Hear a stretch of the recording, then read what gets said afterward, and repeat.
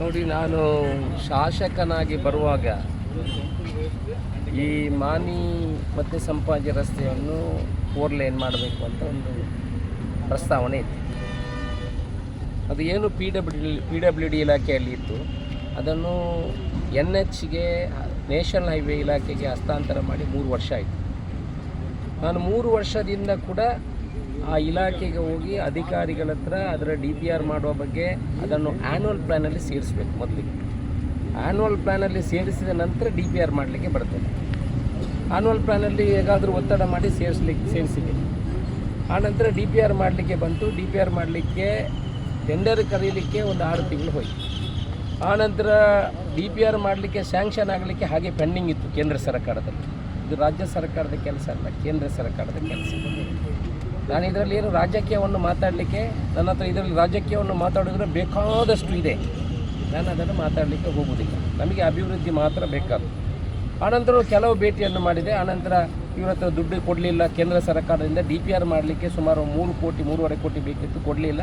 ಕಳೆದ ವರ್ಷ ನಮ್ಮ PWD ಮಿನಿಸ್ಟರ್ ಸತೀಶ್ ಜಾರಕಿಹೊಳಿ ಅವರು ಪುತ್ತೂರಿಗೆ ಬಂದಾಗ ನಾನು ನಮ್ಮ MP ಬ್ರಿಜೇಶ್ ಶೆಟ್ ಅವ್ರ ಹತ್ರ ವಿನಂತಿ ಮಾಡಿಕೊಂಡಿದ್ವಿ, ರಾಜ್ಯದಿಂದ ಆದರೂ ಅದಕ್ಕೆ ದುಡ್ಡು ಕೊಡಿ DPR ಮಾಡಬೇಕಾಗಿ. ಅವರು 3,19 ಲಕ್ಷ ರೂಪಾಯಿ ಅನುದಾನವನ್ನು DPR ಮಾಡಲಿಕ್ಕೆ ಕೇಂದ್ರ ಸರ್ಕಾರ ಕೊಡುವಂಥ ಹಣವನ್ನು ರಾಜ್ಯ ಸರ್ಕಾರ ಕೊಟ್ಟರು.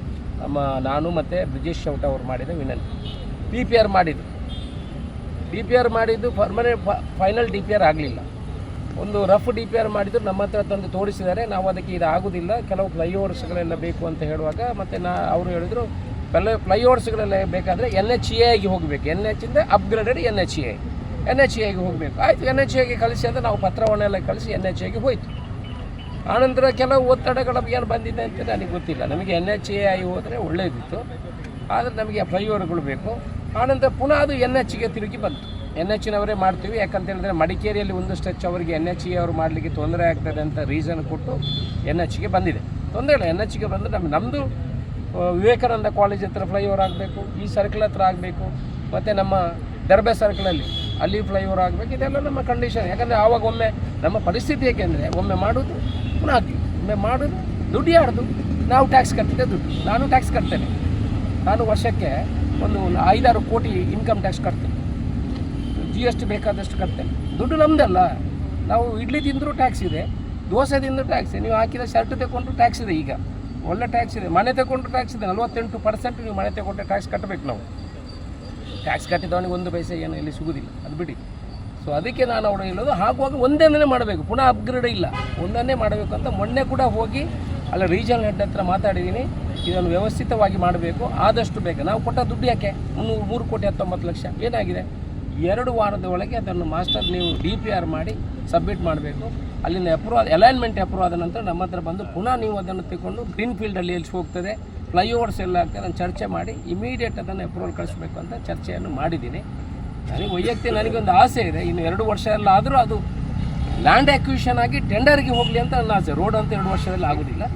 ಲ್ಯಾಂಡ್ ಅಕ್ವಿಷನ್ ಆಗಿ ಟೆಂಡರ್ಗೆ ಹೋದರೆ ಮತ್ತೆ ನಮಗೆ ಬೇಗ ಮಾಡಲಿಕ್ಕೆ ಆಗ್ತದೆ. ಸುಳ್ಯದಲ್ಲಿ ಬೈಪಾಸನ್ನು ಮಾಡಲಿಕ್ಕೆ ಹೇಳಿದ್ದೀವಿ, ಬೇರೆ ಬೇರೆ ಕಡೆ ಬೈಪಾಸು.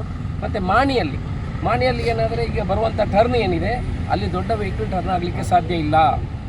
ಅದು ಮಾಡಿ ವೇಸ್ಟ್ ಆಗ್ತದೆ. ಅದಕ್ಕೆ ನಾವು ಹೇಳುವಂಥದ್ದು, ಮಾಣಿಯಿಂದ 1 ಕಿಲೋಮೀಟ್ರ್ ಮುಂದೆ ಹೋಗಿ ಅಲ್ಲಿಂದ ಗ್ರೀನ್ ಫೀಲ್ಡ್ ಅಂದರೆ ನೆಲದಲ್ಲಿ ಬಂದು ಮಧ್ಯ ನಾವೆಲ್ಲಾದರೂ ಇಲ್ಲಿ ಜಾಯಿನ್ ಮಾಡಬೇಕು ಅದನ್ನು. ಯಾಕಂದರೆ ಪೋರ್ಟ್ ಕನೆಕ್ಟಿವಿಟಿ ಬೇಕು. ಬ್ಯಾಂಗ್ಳೂರಿಗೆ ಹೋಗುವಂಥ ರಸ್ತೆ ಬ್ಲಾಕ್ ಆದರೆ, ಆ ರಸ್ತೆ ಬ್ಲಾಕ್ ಆದರೆ ಈ ರಸ್ತೆ ಮಾತ್ರ ಇರೋದು. ನೀವು ಮಾಣಿ ಅಂಡರ್ಗ್ರೌಂಡಲ್ಲಿ ಇದರಲ್ಲಿ ಬರಲಿಕ್ಕೆ ಸಾಧ್ಯನೇ ಇಲ್ಲ. ನಿಮ್ಮದು 60 ಫೀಟ್ ಟ್ರಕ್ ಕಟ್ಟಾಗಲಿಕ್ಕಿಲ್ಲ. ಸೊ ಅದಕ್ಕೆ ನಾನು ಹೇಳುವಂಥದ್ದು, ಮಾಣಿಯಿಂದ ಸ್ವಲ್ಪ ಮುಂದೆ ಹೋಗಿ ಅಲ್ಲಿಂದ ರೋಡ್ ಇದಕ್ಕೆ ಕನೆಕ್ಟ್ ಬಂದು ಗ್ರೀನ್ ಫೀಲ್ಡಲ್ಲಿ ಬರಬೇಕು. ಅಲ್ಲಿ ದೊಡ್ಡ ಸರ್ಕಲ್ ಮಾಡಿ ಅಲ್ಲಿಂದ ಬರಬೇಕು. ಎಲ್ಲಿಯೂ ಅದಕ್ಕೆ ಡಿಸ್ಟರ್ಬ್ ಆಗಬಾರ್ದು. ಈ ರಸ್ತೆ ಹಾಗೆ ಇರುತ್ತದೆ, ಅಲ್ಲಿಂದ ಮಾಡಬೇಕು ಅಂತ ಹೇಳಿದ್ದೀನಿ. ಇಲ್ಲಿಯೂ ಕೂಡ ವ್ಯವಸ್ಥೆಗೆ ಚೇಂಜಸ್ಸನ್ನು ನಿನ್ನೆ ಡಿಸ್ಕಸ್ ಮಾಡಿದ್ದೀನಿ. ಅದಕ್ಕೆ ಒಬ್ಬರು ಅಧಿಕಾರಿ ರೀಜನಲ್ ಹೆಡ್ ಒಳ್ಳೆಯವರಿದ್ದಾರೆ, ಮೈಸೂರಿನವರಿದ್ದಾರೆ, ಹಿಂದೆ ಬ್ಯಾಂಗ್ಳೂರು ಮೈಸೂರು ಮಾಡಿದವರು ಇದ್ದಾರೆ. ಅವರು ಒಳ್ಳೆ ಕೋಆಪ್ರೇಷನ್ ಕೊಟ್ಟಿದ್ದಾರೆ. ನಮ್ಮ MP ಗಳ ಹತ್ರ ನಾನು ಚರ್ಚೆ ಮಾಡಿದ್ದೀನಿ. ನೋಡಿ, ಇದನ್ನು ಆದಷ್ಟು ಬೇಗ ನೀವು ಕೂಡ ಟೇಕಪ್ ಮಾಡಬೇಕಂತ. ಅಭಿವೃದ್ಧಿಯಲ್ಲಿ ನಮಗೆ ರಾಜ್ಯಕ್ಕೆ ಇಲ್ಲ, ಅವರು ನಾವು ಸೇರಿ ಅದನ್ನು ಮಾಡಬೇಕು ಅಂತ ವಿಚಾರವನ್ನು ಹೇಳಿದ್ದೀನಿ. ಆದಷ್ಟು ಅವರು ಕೈ ಜೋಡಿಸಿದರೆ ನಾವು ಮುಂದೆ ನೋಡಿದರೆ ಅಟ್ಲೀಸ್ಟ್ 2 ವರ್ಷದಲ್ಲಿ ಇದು ಆಗಬೇಕು. ಇಲ್ಲಾಂತಂದರೆ ಇದು ಭಾರಿ ಕಷ್ಟ ಆಗ್ತದೆ. ಅದಕ್ಕೆ ಆದಷ್ಟು ಬೇಗ ಒತ್ತಡ ತಂದು ಅದನ್ನು ಮಾಡುವಂಥ ಕೆಲಸವನ್ನು ಮಾಡ್ತೀವಿ. ನಿಮ್ಮೂರಿನ ಸುದ್ದಿ ಕಾರ್ಯಕ್ರಮಗಳ ವರದಿಯನ್ನು ನಾವು ಬಿತ್ತರಿಸಲಿದ್ದೇವೆ. ಈ ಕೆಳಗಿನ ನಂಬರನ್ನು ಸಂಪರ್ಕಿಸಿ.